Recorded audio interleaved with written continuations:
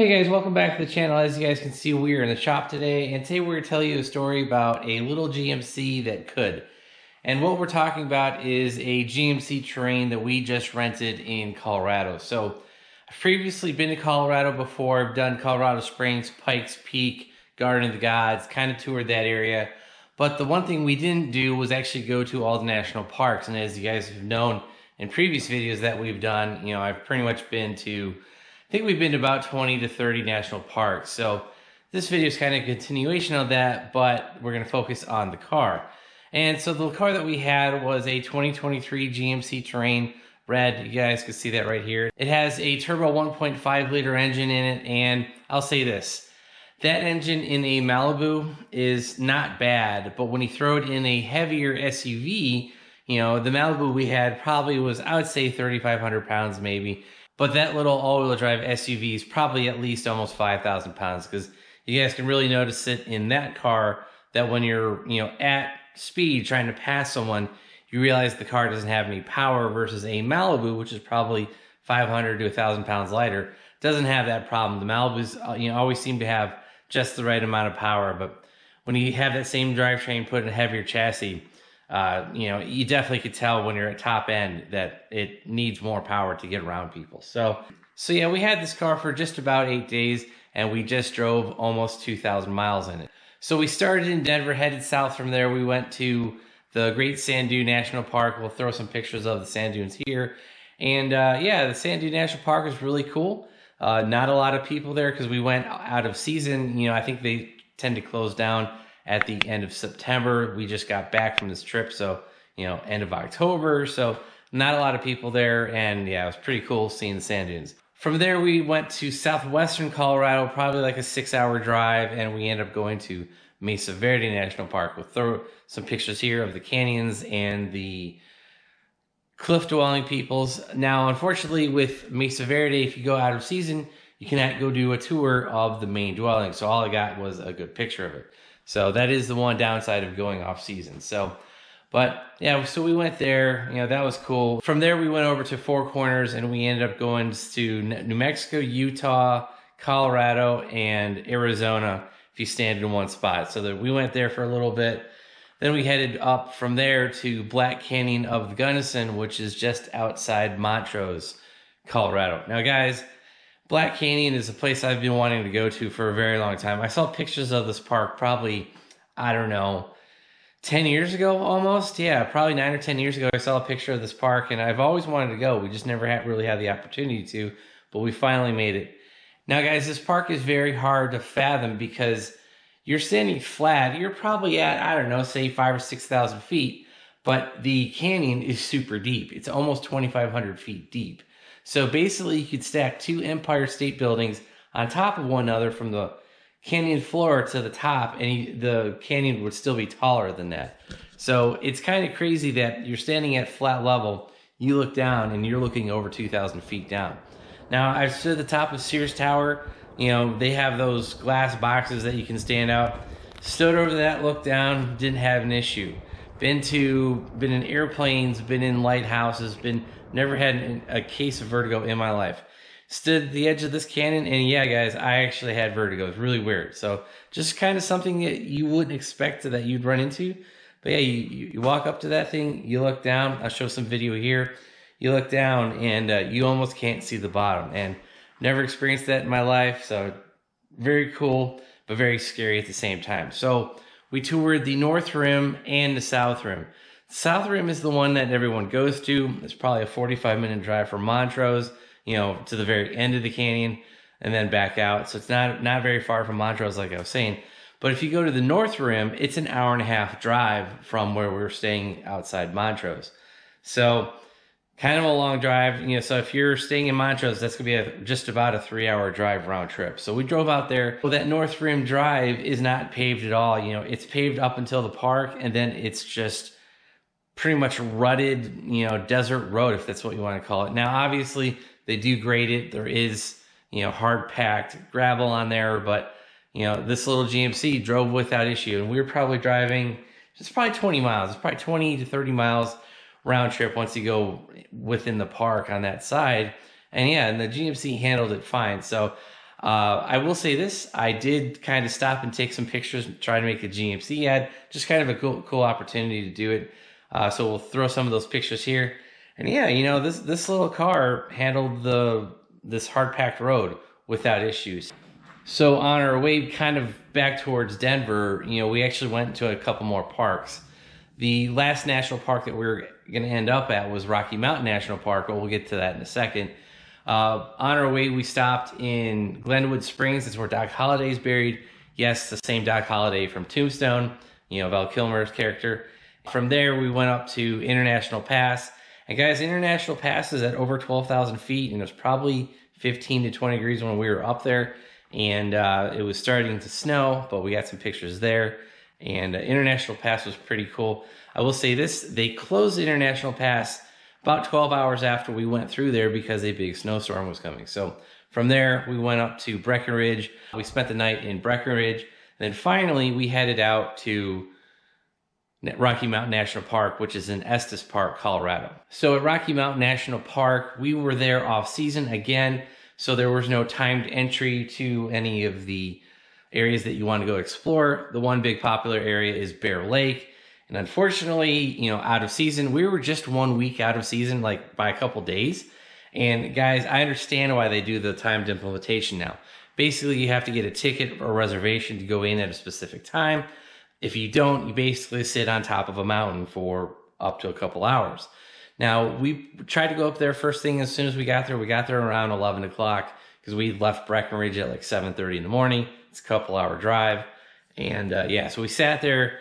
We sat there for about 30 minutes. We didn't move at all. So we're like, all right, screw this. Let's go do some other things. So we left the Bear Lake area, went and did some lake hikes, you know, just some hikes around the area. Not terribly far from there, but yeah. So finally, after about 3 o'clock, we're like, okay, let's try to go back to Bear Lake and see what's going on. We got up there. We sat there for about 20 minutes, but we were able to pull into the parking lot, park, have no issues, and go do our hike around Bear Lake. Now, I will say this, we would have done more hiking around the Bear Lake area, but unfortunately, the snow was coming in. And actually, guys, it had been snowing all day in Rocky Mountain National Park. So yeah, with bad weather coming, heavy winds, and you know, we had to get out of the park back to Estes Park. You know, basically, we just decided, all right, we could have gone and done another 2 mile hike, but it wasn't worth the risk. We got out of there, got back to the car, and went to Estes Park. And here's where we run into some fun with the GMC. So this was going to be our last full day in Rocky Mountain National Park. We were going to go do hiking, we were going to avoid Bear Lake because, like I said, the previous day was a nightmare up there. We would have gone and done other stuff. You know, there's plenty of stuff to do in the Rocky Mountain National Park. But unfortunately, winter decided to start in October, you know, a couple of weeks earlier than normal in Colorado, and 15 inches of snow started to fall. So basically, we just decided to, you know, chill in the Airbnb that we rented and just spend the day there. And honestly, guys, this was at the end of a 8-day journey. You're rushing, you're going, you're hiking, you're driving like multiple hours. So we were like, it's all right. We had to shovel a bunch of snow, clean up the car a couple times, and just be prepared to leave the following morning. So that night, 15 inches of snow fell, got up. The following morning, we were headed back to Denver to go catch a plane to fly back here to Charlotte. So we ended up cleaning the car off one last time. Oh, and we had no power. That was how our trip ended, was without any power. I shoveled more snow in Colorado in 2 days than I've shoveled in probably the last 10 years here in North Carolina. So that gives you something to say that, you know, 15 inches of snow, I haven't shoveled that much since I was still living in the Chicago area. And that was almost 20 years ago. So it's been quite a while since I've had to clear off driveways, sidewalks, and all that stuff. So yeah, so finally our last day, we had to get down the mountain, leave the Rockies, and head back toward Denver. And this is where we ran into needing the all-wheel drive on the GMC. So as you guys know, I'd mentioned that it was an all-wheel drive car, and we chose that for a reason because we knew that it could potentially snow in the Rockies in October. So glad we had it. Used that all-wheel drive to go basically down the mountain, down the canyons. I think it was down Highway 34. Yeah, Highway 34, Highway 36 from Estes Park down to the Denver area.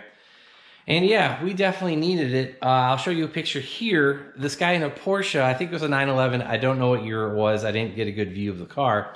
We followed this guy for almost 20 miles, going 8 to 10 miles an hour. Now guys, if you're a moron in a sports car in the Rockies, stay home. Don't leave. Like, I don't know why, because it was still snowing as we left. That's one thing I should have said. It was still snowing. If the guy had waited a couple more hours, the roads would have been a lot more clear, the temperature would have been higher, and the guy probably could have gone down the mountain without issue. But no, this guy's complete moron. Like I said, we followed him for roughly 20 miles. He added over 45 minutes to our trip, and I only know of one guy that passed him on a curve. I should give you more context. There was no passing zones. There was no, when you're going through the Rockies, there's not a lot of straightaways to get up to speed to pass someone, and the roads were not clear, as you guys can see from the pictures. So, I've been stuck in the Corvette in weather like that. I let people go by. If you're going 8 to 10 miles an hour in a 60, obviously we weren't doing 60, but 30 is a lot better than 8. It's just one of those things. So, yeah, if you're a sports car owner stuck in the mountains on summer tires, stay where you are or be courteous and let people pass. That's, just a common courtesy thing. But anyway, that's besides the point. All-wheel drive worked well. We got down the mountain, finally passed that guy into the town, and we started to head to the airport, got on our plane, and finally got back here. It is actually 40 degrees outside. It was 83 here yesterday. So we had a half day of good weather, and then we brought that Colorado winter right here to the East Coast. So I think it is snowing in the Midwest because today's Halloween. And yeah, I know Chicago's getting some snow, and so is Wisconsin. So I don't know. I don't want to say we brought that weather with us back east, but we definitely did. It's not going to snow here, but the temperature has dropped almost 40 degrees. So, but yeah, guys, I will say this, the GMC, it handled desert weather, it handled snow weather, it handled ice. The all-wheel drive system worked really well. Everything worked pretty fine. The only thing I didn't like about the car was if you're using Google CarPlay or Apple CarPlay, whatever you use, you have to minimize, you have to get out of it and exit to see the temperature. That's kind of an annoying thing. My Silverado, which has a similar operating system on the entertainment center, it displays the temperature no matter which car, whatever application you're in. Waze, Google Maps, Apple CarPlay, whatever, it always displays the temperature. Like, you had to exit the map, exit the system, and then finally go to the default map, and then it would show you the temperature. So that's one thing I found annoying. And the second one was power. Like I mentioned earlier in the video, that thing, when you're doing 70 miles an hour and you try to pass someone on a 2-lane road, doing 75 or a little bit quicker, yeah, you have no power to get around that guy. You're pedal to the metal, and you don't have the power to pass someone. Now, I did look up the similar year Malibus. They do sell turbo tuning kits, like from Cobb, I think it was one of the tuners, and it was supposed to be good for like 40 wheel horsepower, so like 40 horsepower, 35 foot-pounds of torque, something like that. So if I had one of those, I would definitely put a tune on it, because it needs just a little bit more power to pass people safely. It's just one of those things. So, to pass someone at speed in my Silverado, that thing has like 460 foot-pounds. You just got a little harder. You get around them and you slow back down. With that Terrain, the GMC Terrain, you're balls to the wall trying to get to safely pass someone, and it kind of makes it a dangerous situation. So if you had one of those cars, give it a little more power, maybe be a little more patient, and fix that stupid temperature thing not working, having to exit the app. Those are like the 3 things I would fix. And yeah, so yeah, if you guys are looking into a GMC Terrain, I would recommend it. It was great for that 2,000 mile road trip, and like I said, just those 3 little fixes, and I think it would be a really good commuter. Wish it had a V6, but those days are kind of coming to an end with EVs and all that stuff. So a little turbo 4-cylinder, add a little more boost to it, I think it'd be a great daily. So, all right, guys, hope you guys enjoyed this little car review, vacation review, whatever you want to call it. And if you ever want to go back out to Colorado, get all-wheel drive in the winter, and the GMC Terrain worked just fine for everything that we needed. So, thanks, guys. Have a great one.